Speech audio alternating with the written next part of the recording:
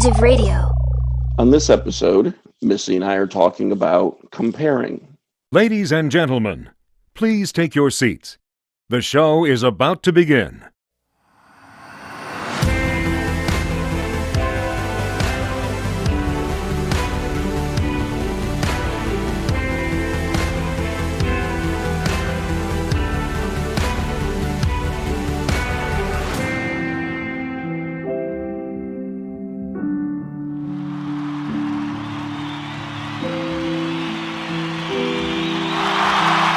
Welcome everyone to another episode of On Finding Peace. And this is a podcast where Missy and I talk about daily, simple life tasks that you can do to help you find your inner peace and happiness. And on today's episode, being that we are recording the day after Valentine's Day here in 2021. So we thought we would talk about comparing and how that relates to inner peace. And if you're wondering how Valentine's Day relates into that, you'll find out shortly. But so Missy, how you doing? I'm doing good. We went away this weekend. We had a really nice Valentine's Day. It was kind of cold and rainy where we were, but we just had an absolute blast spending time with each other, connecting, and so it was a nice little getaway. How about yourself? Doing well. Didn't go anywhere because of the weather. We had about 4 inches of snow, and then the next day we had an ice storm that put, I don't know, like 0.2 inches of ice on everything. Wow. And then a day later it melted. So, unfortunately, that's where I live. That you only get a couple inches of snow, and by the next day it's all gone. Yeah. I'm used to living and growing up in an area where once the snow fell for the first time for the winter, it didn't melt again until spring came, and it took most of spring to get rid of most of the snow. So it just piled up and piled up. And see, I grew up where you're at now, so that I always knew, like, there was no making snowmen for very long, or if it did, it barely lasted, But there was no reason for me to shovel. I'm watching my neighbors shovel, and I'm thinking, why are you shoveling? It's going to melt by tomorrow. And, with this whole quarantine stuff, it's not like I'm going anywhere. So just left it alone. Yeah, that's funny. Well, you mean even in this conversation about the weather, it's funny because comparison is there, right? And it kind of has come into my experience where, not that I personally was comparing, but I witnessed other women comparing things of, like whoever got what for Valentine's Day, where they went, what they got, did they get flowers, did they get jewelry, did they go out to dinner? And so I just thought it was really important because I feel like comparison kind of steals your happiness, and takes away from the peace that we experience from good experiences. Like, I had an amazing weekend. I laughed with my best friend. I held hands. We walked. We did all kinds of amazing things, just spending time together. And it very easily, you can get trapped in the Facebook social media scroll of like, well, that person got flowers. Well, that person got, a brand new pair of shoes, or, jewelry, or they got engaged, or, those kind of things can really take away from what I got to experience. And I actually saw a few people posting about the comparison that they were experiencing. And I was like, wow, what a peace stealer. So I thought that, it could also be happening in other people's experiencing if I'm seeing it. And I was just wondering, like, for men, how does that come about for you guys? Like, do you guys have a lot of struggle in comparison? No. We don't typically. No, I'm not going to speak for all men, and there are differences. So, but generally speaking, and I know for myself, I don't compare. I don't look at what did I get versus what did you get. I may be a bit comparing and competitive when it does come to things like snow. I always want to have the most snow that anybody near me had, and I'll comment that way. But really, when we're talking about comparing, as you say, if I want to try to one up you in comparison, it's definitely taking away your satisfaction, but I also think it takes away the person who's making that comparison, it takes away their inner peace. Oh yeah, So, for sure. Let's say, and this is the wrong word to use, but let's use the word win. So let's say I make this comparison, that I won. I got the bigger, better, whatever. But by having to say that and knock you down doesn't help my inner peace. It might help my ego. I might get an attitude about it. But if you really think about it, what is that doing to my inner peace that I had to knock somebody else down to prove a point? No, and I agree with that. And I think sometimes, like, let's just say, okay, hypothetically, like, we're both coaches, right? So very easily I could compare myself to what you do for coaching, right? And you're not bragging. You're not like, oh, I have all these clients, and you don't do things like that.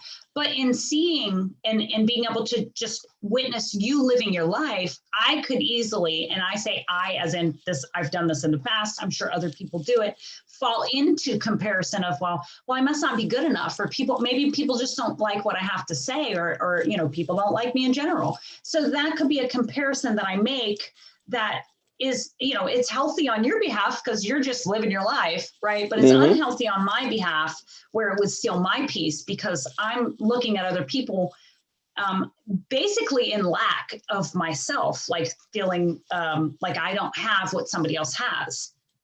Right. Without knowing the reasons. Right. So, in what you were just saying, and I'll fall into this trap every once in a while. Nobody's perfect, but, I'll pull up other coaches, social media, and, notice, well, how come they have thousands, of likes and I have hundreds? Why do they have this and I only have, for, similar reason to what you're saying, well, then I'm not that good. My message isn't good. My blah, blah, blah. Without coming to that understanding of how did they get those, are they truly better at what they do? Did they pay for some of those? That's a thing that you can do. Right. Do I maybe in my hundreds have the max as far as the people who I reach with my message?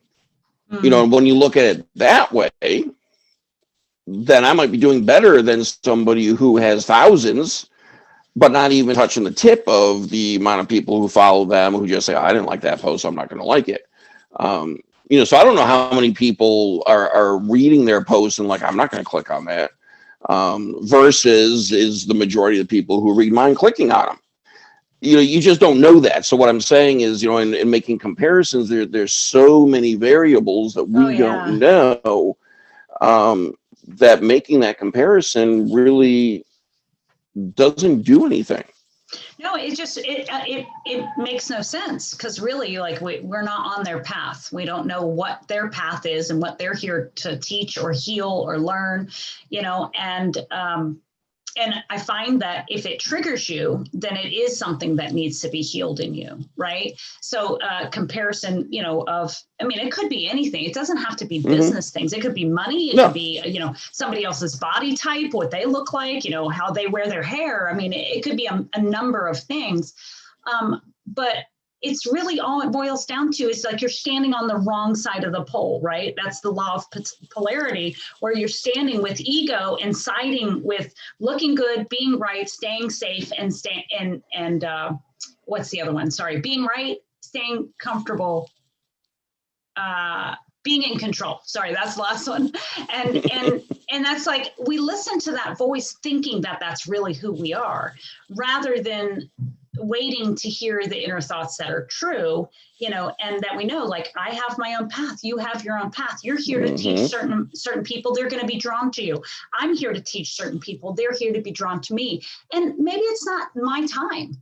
you understand that all happens in the right timing, right? So your time like might have happened years ago where you just blew up in a sense, and everybody started like, oh God, Chris is amazing, he's wonderful, which you are. And so am I in a different way, right? And so sometimes it's like taking that step back and going, okay, wait, we're going to put the mute button on the ego. And like, what is this really trying to teach me if I'm thinking those things, that I'm not standing on the right side of the pole, not standing on, sorry, it's actually the left side of the pole, but it's the spirit space, right? The oneness. And when you have to understand that I feel that if you can tap into it, because I am part of that one mind, then I can tap into it. And knowing that makes me feel so much more at peace. Exactly. Because the other thing we're doing when we're making a comparison is we're making an assumption. And I think we all know what it means when we assume, what you make out of you and me. So that becomes the problem, because we can look at somebody and say, from a business sense, look at all the likes that they have, or we can look at somebody just from a personal sense. They have a bigger house, a better this, their family is better. Yeah. They got it all put together, blah, blah, blah, and look at what we've got. But in these assumptions, we are assuming that they're at peace and happy. Yeah. See, we're assuming that if they're getting all of these likes, they must be content with themselves. And, ooh, look at all the people who like me. We're assuming that what we see on the outside of somebody's family life and say, hey, they've got it all put together, their family might be falling apart. Yeah. But we're assuming based off of what we see, where in reality, you might even be happier than they are. But the problem by comparing is you miss the moment. Isn't it all about living in the moment? Yeah. So you miss your own moment of happiness by saying, look at them, but you don't even know if they're happy. Well, it's funny because I have a lot of people go, oh my God, you have it all together. And I'm like, I love that you said that, but thank you for that perception, because I appreciate it. And at the same time, like, you don't see me juggling. You don't see me breaking down in tears at some days. You don't see me, trying to keep it all together. And I don't keep it all together because of fear of what everybody else thinks on the outside. It's actually more for me because I know that if I drop it, I might lose it. Or if I do drop it, I don't care what other people think. And that's what's good, is because that's when I really started to tap into being me. Like, if I want to cry because I had a bad moment or something triggered me, then I'm just going to let it out. And in doing that, like, I realized how beautiful vulnerability is, because I always thought it was a sign of weakness. And not at all. And I'm not a runner, right? Like, I used to run. I'd be like, oh my God, I don't want anybody to see me. I'm so embarrassed. Now I'm like, I don't care. I'm just going to let it out. And I find that people are drawn more to me being the real me rather than me hiding the me that I think they want me to be.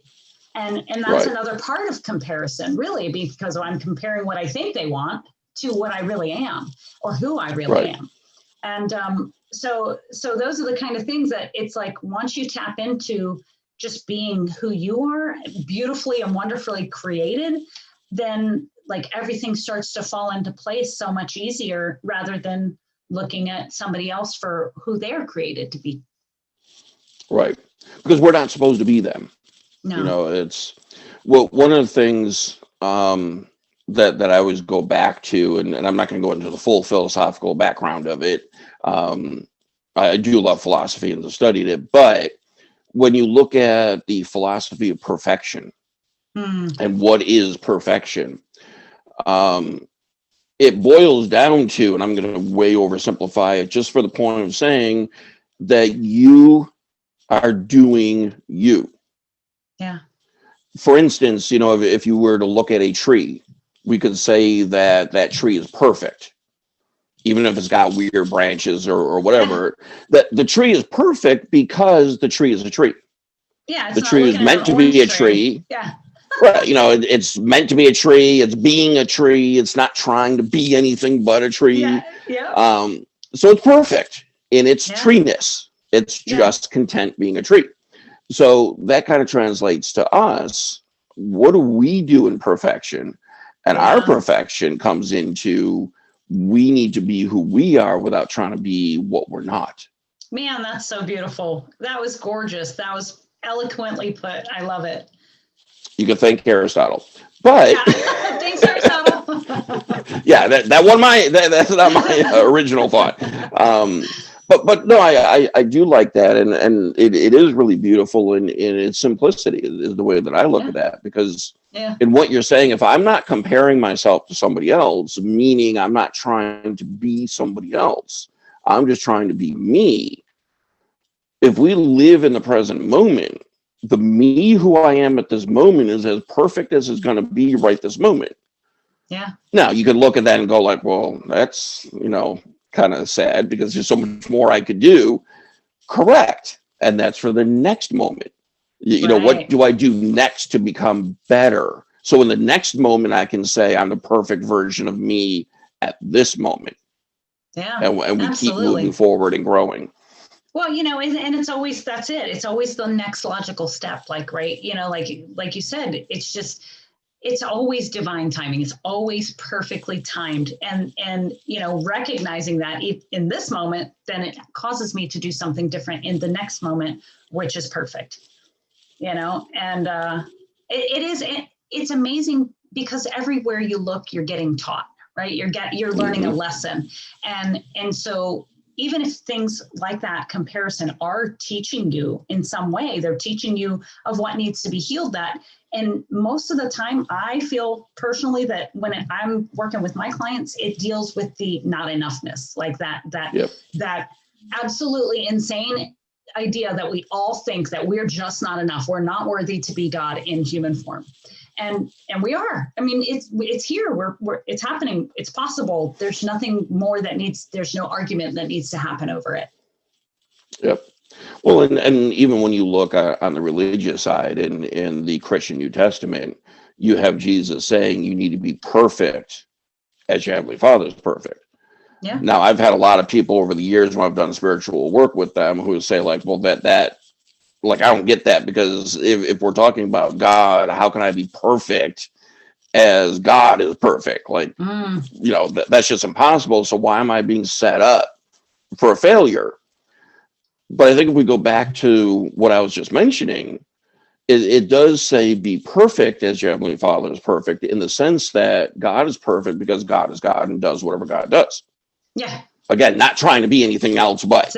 That's it. So that's the same thing. We go back to that. You do you to the best of your ability, and here's your perfection within.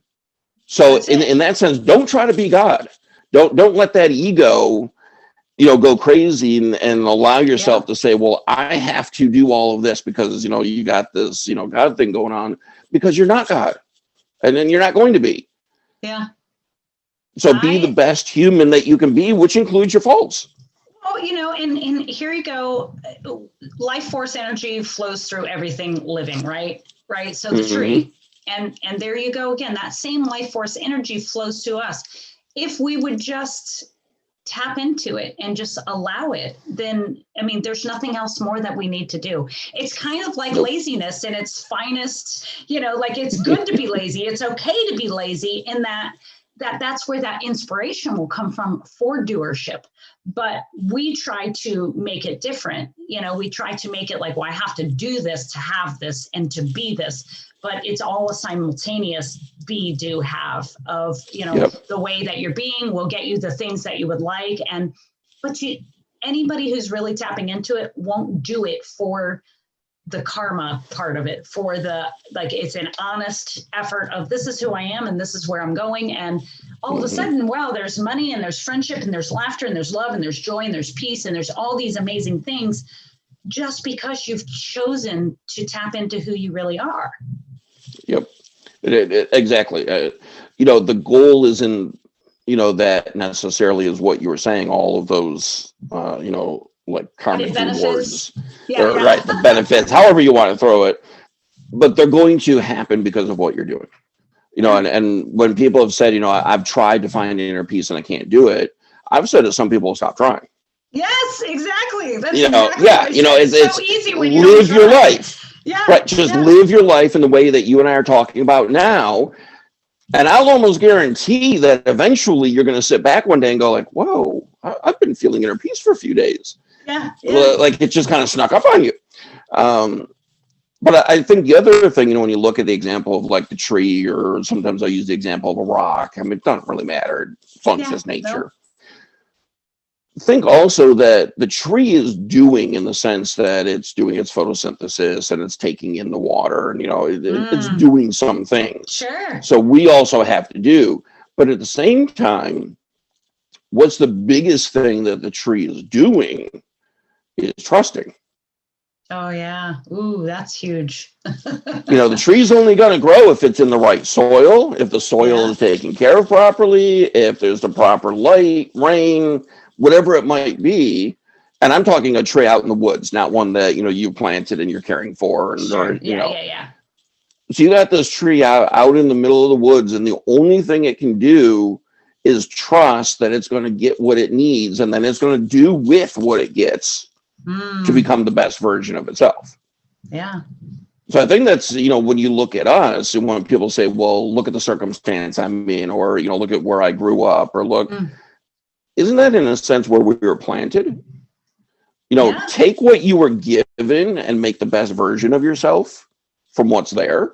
I mean, trees will grow even if there's a lack of water. There's not going to look like the same tree that grew with a lot of water. But is that any less perfect because it had less water? Oh, man, Chris, you're on fire today. This is great. I'm trying. I want to get too philosophical, but I love it. I'm it's because we're talking philosophy in a sense. But no, I think, if we look at that and just kind of trust, it's kind of where you were saying earlier about, things happen in their own time. Yeah. So if we can just trust that what we have, we use it to the best of our ability, and here we are as the best version of ourselves. That's right. And have fun while you're doing it. Don't make it work. Like work doesn't, in that connotation, everybody has that sense that work is hard, right? Or work is challenging, or it's not fun. Don't make it work. Like make it fun, make it enjoyable, make it, just the next best thing. And you get excited about it. You get excited about life. You don't compare. You just look at what you've got in front of you, and you're just grateful. Yeah. Because when you look at it, if I'm comparing my neighbor as saying they're better than me, everything you just said goes out the window. Yeah. I'm not going to have fun with my life if I think they're better than me. Yeah, you can on. Good job, dude. Good job.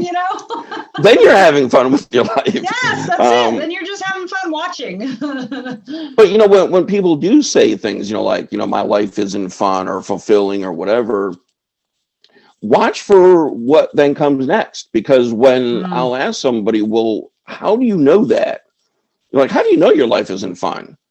Right. What's the answer going to be? Well, look at them, look at that, look at this, look at the thing I just read, look at and we're back in the comparison. You're not going to have fun if you're comparing yourself with others.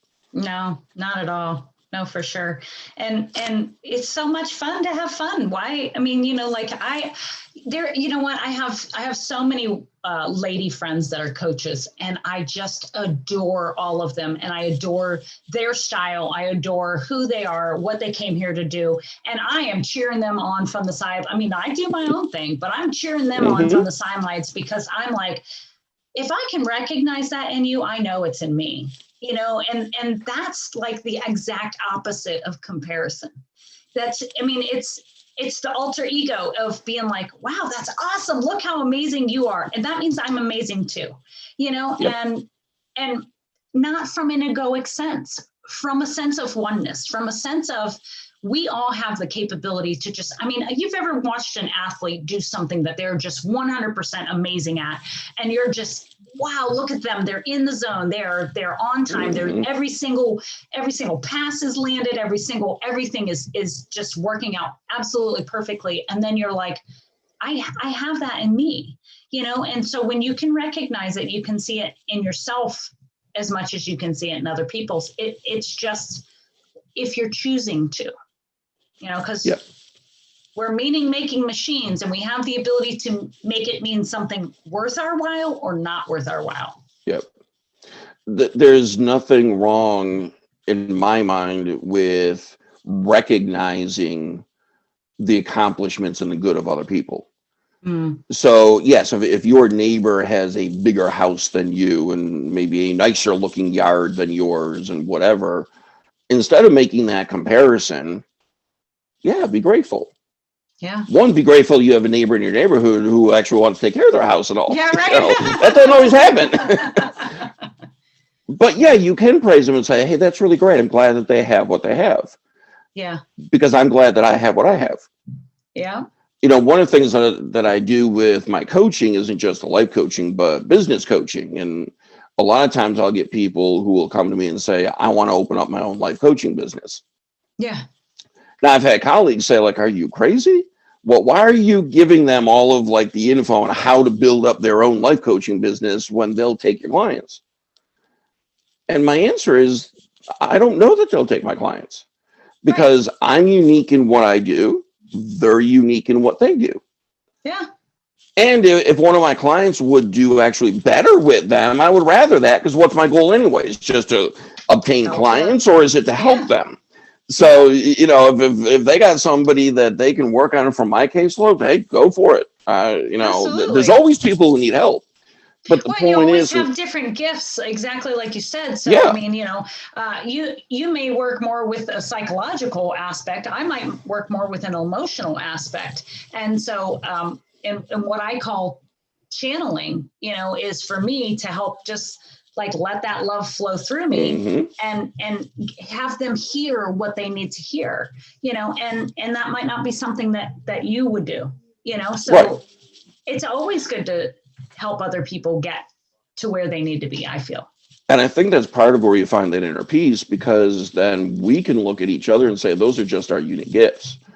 You know, I'm not going to look then at what you're doing in the practice and saying, oh, look at what she's doing. It's so much better than mine. And she's got more clients because she's doing this and I don't do that. Right. But no, I don't do that. And just in a way that, hey, I'm glad you're doing that because I see the need for what you're doing. But that's not my style. That's just not training. That's just not me. But there's a number of clients who want what I give, and there's a number of clients who want what you give. So that's where I think if we stop comparing, there's always something that you're going to find better in somebody else. But why don't we just enjoy that as their uniqueness and your uniqueness? Yeah, for sure. Well, so I have a good idea for a listener challenge.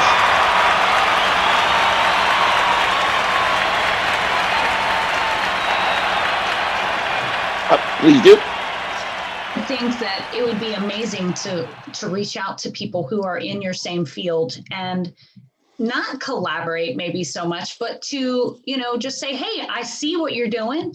And I just want to tell you, like, I think that you're amazing, or whatever it is that you think. I love the work that you're putting in. I love what you're doing. And I want you to know that, you inspire me maybe, or something of that nature. So find somebody who's inspiring you in the same field that you're in, or in something that you really want to be really good at, and call them up or email them or write them or reach out to them and let them know, like, hey, thanks for what you're doing because you're inspiring me to do better myself. I really like that. And not in that comparing way. You're not comparing them as better than you, but there's somebody who, exactly, because they inspire you. And so they have something about them that really, speaks to you that you may want to emulate or just appreciate. But we're not comparing it. It's their uniqueness, and then you're finding something in that uniqueness. Well, and I feel it's awesome. I feel like that will kind of take the fear out of the comparison, because that's really what I feel like part of what comparison is it's fear. Right. And so if we're doing something that's celebrating, then we're really taking that same emotional feeling and turning it into something that can be beneficial for you and them. Yep. I like that idea of fear. I think you're definitely onto something there. I never thought of it that way, but I could go with that. Yeah. You rubbed off on me a little bit today. The whole universe working in the way it needs to be working. Do you have any last minute thoughts or? I think this has been awesome, and I just really encourage people to take the tips and take the challenge, and try to grow from that challenge. Absolutely. Yeah. And I want to say that I just am grateful. Honestly, I'm grateful for all of our listeners. I'm grateful for you, Chris. You guys inspire us. You inspire us to be better, to have greater topics. And your feedback is always really very valuable to us. So we want to thank you for that too. Yep. And please keep it coming. Yeah. All right. Well, thank you, See Missy. you next time. All Yep. right. See you next time. Bye.